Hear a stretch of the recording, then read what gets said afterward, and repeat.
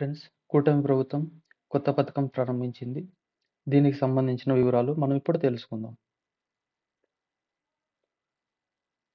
ఈ పథకం కింద ప్రతి ఒక్క విద్యార్థికి 15,000 మొత్తం ఇవ్వడం జరుగుతుంది.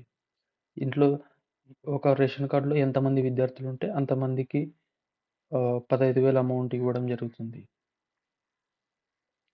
ఒకటో తరగతి నుండి 12వ తరగతి వరకు విద్యార్థులకు ఇవ్వడం జరుగుతుంది. ఈ మొత్తం నేరుగా తల్లుల ఖాతాకు జమ చేయడం జరుగుతుంది.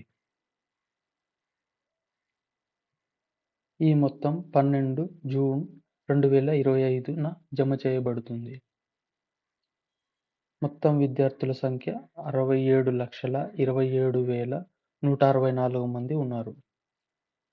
ప్రభుత్వం విడుదల చేసిన మొత్తం 8,745 కోట్లు. ఈ పథకం యొక్క ప్రయోజనాలు: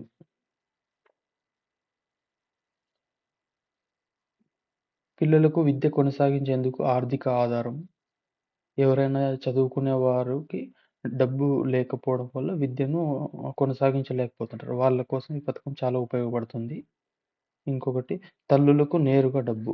ఈ తల్లులకు నేరుగా చేరడం వలన మధ్యవర్తికి వెళ్ళకుండా తల్లులకు చేరి విద్యార్థులు బాగా చదువుకోవడానికి అవకాశం ఉంది.